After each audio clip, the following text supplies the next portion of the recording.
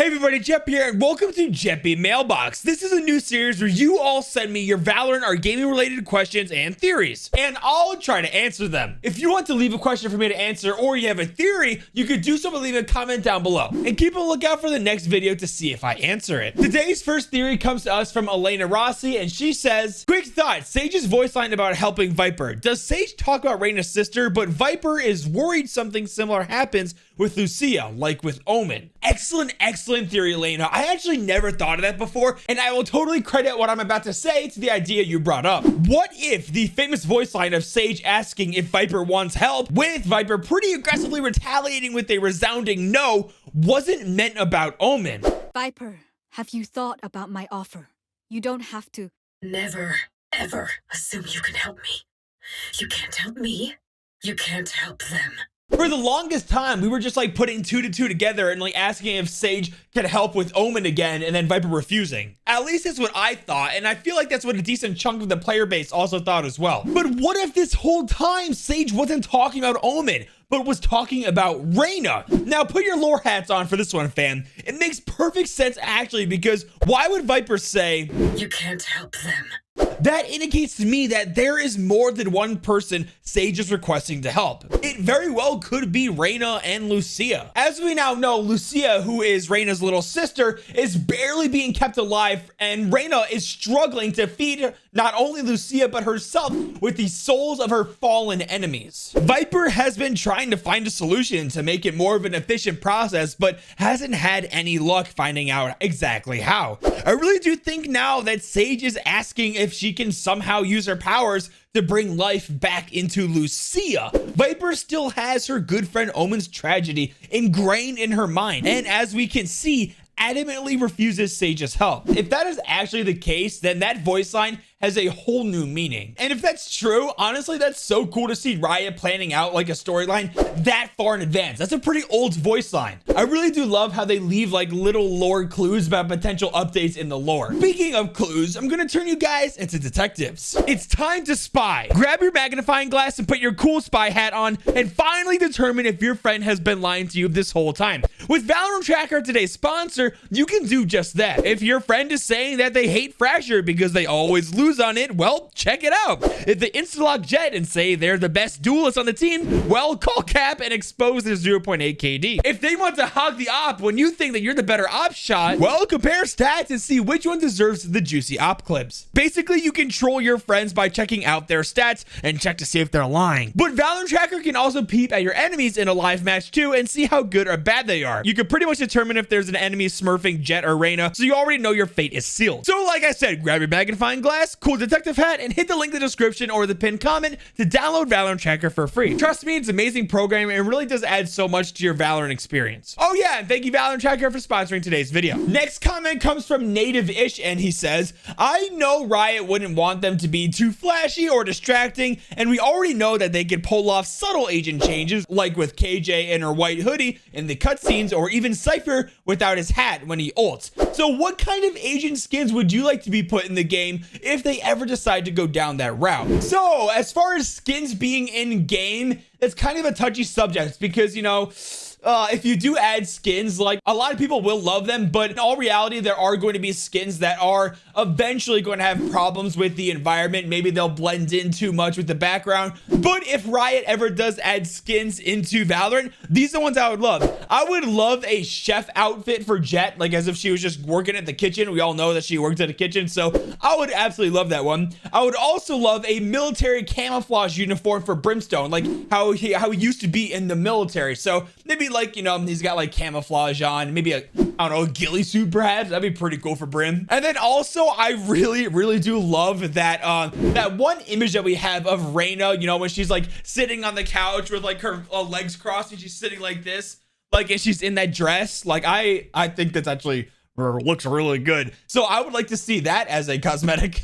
Up next is a comment from Brappity91, and they say, I have a theory about Fade. We know currently that Fade had to pay a heavy price to gain the power of nightmares, and she is on the lookout for someone very close to her who got kidnapped. So because we don't know a lot about how Fade gained her radiant powers, I will just assume she gained them with the first light. We know from other Radiants, Phoenix and Jet, that people who have just gained their powers cannot control them. So maybe Fade inflicted nightmares to humans near her without even knowing. She maybe caused her loved one to commit suicide, or he went missing because he went crazy. Now Fade is basically hunting ghosts without even knowing. But if you want to go a bit more wild on that lore string, I have another theory. Maybe it was the human Omen who she lost. I'm sorry, I'm not a native speaker, so I excuse for the mistakes. Well, first of all, your English is just good, man. Better than like half people in the United States. And as for that theory, it's actually maybe plausible. I don't think like his, the person that Fade is looking for like killed themselves or anything like that. But it could be kind of true that, since Fade, maybe she was really new with her radiant powers. Maybe she did, give nightmares to, people unknowingly, people around her. And maybe the person she's looking for did go crazy and, fled or something. That could be pretty true. Honestly, not a bad theory. But I do want to say that I don't think Omen is the person, the human version of Omen is the person Fade is looking for. Because if that was the case, Fade would say the name of the person that she's looking for. And then, Brimstone, Viper, or Sage even would be like, oh, well, that used to be Omen. So, like, as long as Fade says the name and as long as people still know the name that Omen had as a human, I don't know if that theory is going to hold up. Up next is a comment from Kevin Jabber, and he says, I was thinking that in like every cinematic, the Defender Jet was never shown. That's just straight up weird to not show the most used agent in the game on Defender side in every cinematic. So I think what he's referring to is we see a lot of the Attacker Jet, like from Omega Earth, in Duality and Duelist cinematics. But actually, in the warm-up cinematic, we do see the Defender Jet. Remember the gambling addiction that she has? As she's battling MaxBot, taking bets with the other agents. So we actually do have, Defender Jet cinematic, to see. So that just letting you know it's in the warm-up cinematic. Up next is a pretty good comment from MP Bloodsport. Lots of questions up on the lot, but I'll try to separate things to the categories. Lore, do you think that Chamber really was breaking the Fractures Radeon Collider for the opportunity it gave? Or is there something else that Chamber is trying to achieve? Is Fade really stuck with the Valorant protocol for the sake of finding him? All right, so let's talk about Chamber and Fade before we move on. I'm not entirely sure on why Chamber destroyed the Everlyn facility. As we can recall in the cinematic, Chamber did say that he was surprised that something so small creates such opportunity. What that opportunity is, I'm still unsure. But what I'm thinking is perhaps Chamber wants the war between Earth, Alpha and Omega Earth to continue because after all, Chamber is a weapons dealer. And what is something that's in like dire need and demands during a battle or war? Weapons. So that could be it. Moving on to Fade. So I do think that eventually, hopefully, when Fade does find the person that she is looking for, that she will stay with the Valorant protocol because maybe she feels comfortable with it and it will give her a purpose. And moving on to the rest of the question, gameplay. What do you think of the new map and do you think this can twist and bend the lore of Valorant? What are your recommendations to have better aim? So as for the new map Pearl, I actually haven't seen much gameplay on it. I'm trying to stay a little out of the loop, so I'm surprised about it when I play it. It's actually right now it's on the test server, so I probably will play it this weekend. So I don't know about gameplay wise, but I do think aesthetically the new map Pearl does look amazing. It looks beautiful, probably the most beautiful map in Valorant. And I actually do think this is really gonna twist the lore of Valorant, just like you said. Like it's the first time that Earth 1, our Valorant protocol, is attacking Omega Earth. So it's gonna make for some very interesting gameplay and I can't wait. And how to have better aim. Honestly, practice. Like deathmatch does wonders for crosshair placement and aim. Trust me, deathmatch is like the way to go. Up next is a great comment from Ozeri, and they say, I would definitely like to know what is the lore of Agent 8 and what we currently know about him. So actually, I did make a Agent 8 lore video a couple months ago about everything we know, like literally everything we know about Agent 8, and then some theories and, ideas of, what happened to them and why they're not talked about much on the protocol. So if you want to, I'll link that in the description or in the card somewhere up here, wherever it is. And yeah, I already made a video about it and it's actually a pretty good video. Up next is a question from Mariana Mari, and she says, if you could create an agent, What would be their nationality, age, are they radiant or not? So it's honestly a great question. So if I were to create an agent, I would like them to be either my age, around 25, but actually now I'm thinking about it, I would like them to be like an older agent, like someone who's like maybe like an old man, like an unintimidating,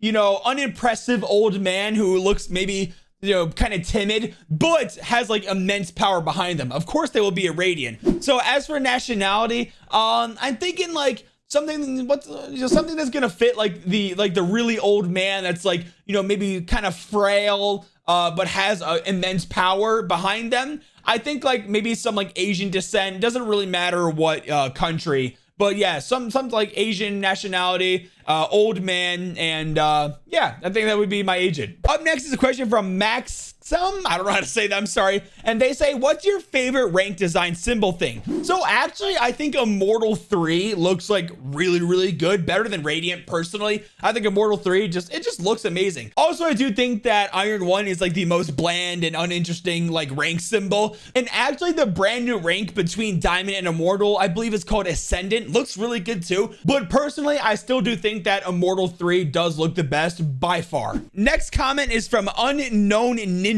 Jack J, I think is how you say that. And they say, if they were to buff Phoenix, what would they do? Okay, so great question. Obviously, Phoenix is the worst duelist in the game right now, and he has been for quite some time. The biggest flaw with Phoenix is everything he can do, another agent can do better. Let's talk about his wall. His wall is outclassed by Viper and Neon by a long shot. His flash is literally the worst flash in the game, and it doesn't even compare to like KO's or even Reyna's, for example. And his molly is really bad. Brimstones, you know, Killjoys and KO's are all way better mollies than Phoenix. He does have a good ult though, but in all reality, that really can't carry an agent that far if the rest of the kit is really weak. As for the buffs, I would like to see his wall get like a buff where, number one, it stays up for longer because it does go down really short, but I would love to see it where they capture more on the heat aspect of Phoenix's kit. Like, what if he like throws his wall up and then for a couple feet or a couple meters, for, you know, anyone who's not in America, away from the wall, there's like damage that happens from the radiation of the heat. So like, you know, you'll start taking, say the wall's right here, you'll start taking damage as you're walking through the wall and then out towards the other side. So what that does is it makes it harder for the enemies to push through the wall if they wanted to, unless they do want to take a considerable amount of damage to get through that wall. Also, another thing that'd be really cool about the wall is if you know a enemy is kind of stuck in a corner, you could throw that wall up and the radiation, you know, the damage from the radiation a couple feet out might actually hurt the person, you know, stuck in the corner and get them to move out. Also, I think his flash should like go straight out of his hand, not curve around like super, like only a foot in front of him to the left.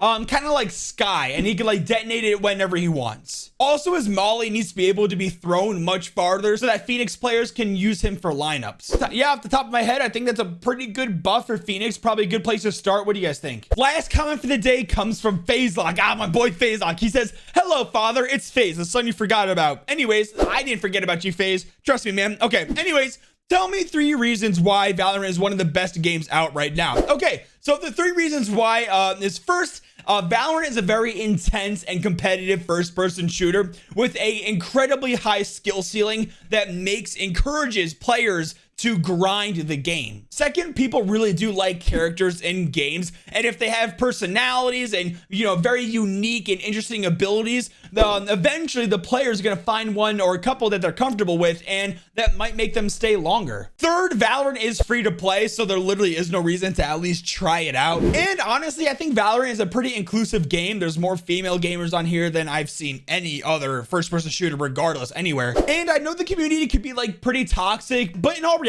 I think most people on Valorant are decently chill, at least some of the people that I encounter. Moving on with the comment, FaZe says, and tell me 2 personal issues you find that hinder your Valorant experience. Let me know. Hope you're doing well. Take it easy. Love you, dog. Love you too, FaZe. Hope you're doing good as well.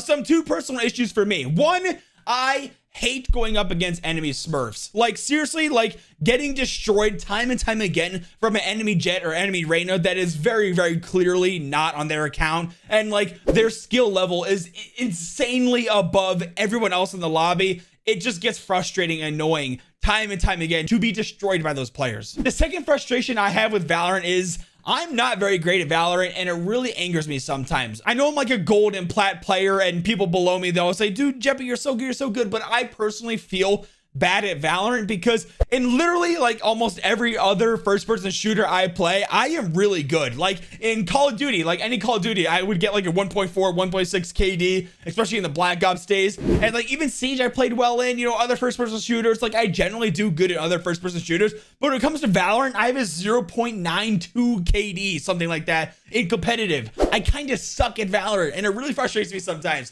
I know it's something I shouldn't be like mad about, but like sometimes it angers me when I can't hit my shots, or I'm just constantly losing like 4 or 5 competitive games in a row. So those are my 2 big frustrations. Well, guys, that's all the questions for today. Remember, if you have any questions or if you have any theories you want me to drop an opinion on or check out, make sure to leave them in the comment below, and then watch out for the next Jeppy Mailbox video to see if I answer your question. Make sure to leave a like and subscribe notifications if you're new. Now, with all that being said, Jeppy out.